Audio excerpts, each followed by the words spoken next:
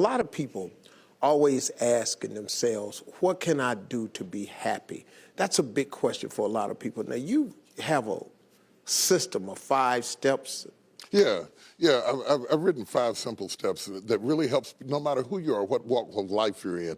Number 1, you have to own your own happiness. Take it away from other people demanding that they make you happy. Your kids are not going to make you happy. Your spouse is not going to make you happy. A big house is not going to make you happy. Own your own happiness and be responsible for doing those things that bring joy into your own heart, independently of life and people and money and all of that stuff. Right. It doesn't necessarily give you a happiness. You have to take responsibility of that peace and that joy that lives inside of your heart and not inside of your stuff. Wow. Am I right? Yeah. And the second thing that I think people need to do is challenge their own story, because people torment themselves by how they see their life. They've told themselves a story as if it were the truth when it is really a perspective truth. And sometimes you've narrated a story that you beat yourself to death with. Challenge your own story. Change the way you talk to yourself about who you are and what happened to you and what you're going to do in your life. You wrote the script. Change the story. Change the dialogue. You can, am I right? You know? Yeah. The third thing that I think is very important is to enjoy the journey, not the destination.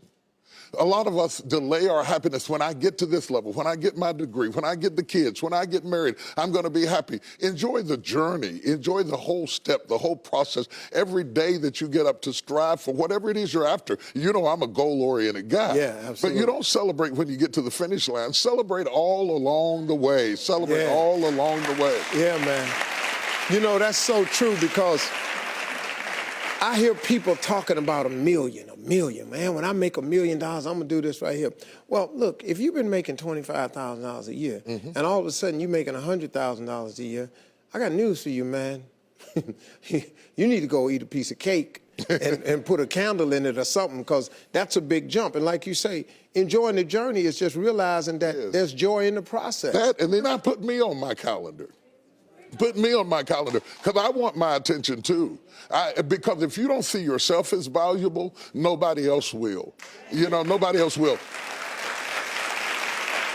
The other point is make relationships count.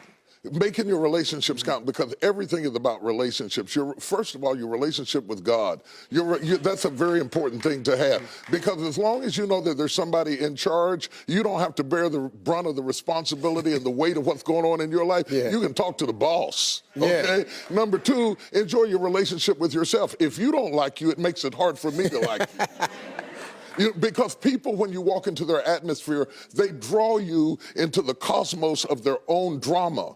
And if they're full of drama without you, when you come in, you become caught up in the cyclone of their drama. Yeah. Enjoy your relationship with yourself. And then anybody else who comes in, they enter into a party you already started. You understand? Yeah. And then the relationship with your kids, the relationship with your spouse, the relationship with your friends, taking time to enjoy the relationships, because there is no fruit. Nature teaches us that there is no fruit without relationships. You cannot be fruitful by yourself in business, in home, in life, in church. I don't care what it is. You are no more than the relationships you surround yourself with, and make sure that those are good ones. The 5th thing, Yeah. No, go ahead. I'm loving it, man. Is this good? Yeah, this is really good. The 5th thing that I really ascribe to is balance work with play. You can't do all of either one and be successful. And to those whom much is given, much is required. And if you work really hard and you're a really diligent person, make sure that you do some play to balance your life out. If you play real hard but you don't work very much, you're going to be fun, but you're going to be hungry. You know what I'm saying? You got to balance work with play. You have to balance that with your children. If you're always a disciplinarian, your daddy going to get you when you get home. I don't want to always be the police in the house. Yeah. I want to be the fun guy sometimes. Balancing work with play calls this not only for you to be holistic, but for people to get a better perspective of who you are. I get on my Instagram and I put crazy stuff. My kids die. Just yesterday, I put me sweating in the gym, saying they said it's going to be fun, but it hadn't gotten fun yet. You know, to let people know that everything is not serious every day. That's too much pressure. We've got way too much pressure on us to be the people we were created to be. You got to enjoy the journey and the process. Like I told my kids the other day, I said, let me explain something to y'all. if something happened to me and mama, I want you all to understand, y'all gonna be around the casket crying because I'm not leaving you everything. I'm just not.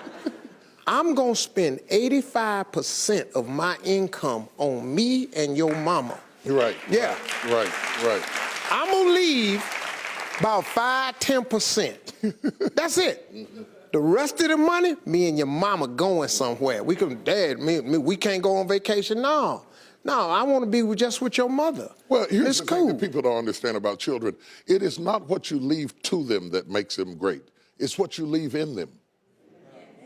And if you leave enough in them, you don't have to worry about what you leave to them. If you leave more to them than you leave in them, they will run through everything you left to them. Yeah. But if you leave enough in them, you don't have to leave so much to them because they can go out there and make their own way in life. Cool. I'm glad you said that, because now they ain't getting nothing. Coming up next, Bishop T.D. Jakes has a special story to share with us that proves miracles happen right here on earth. Stay with us. We'll be right back.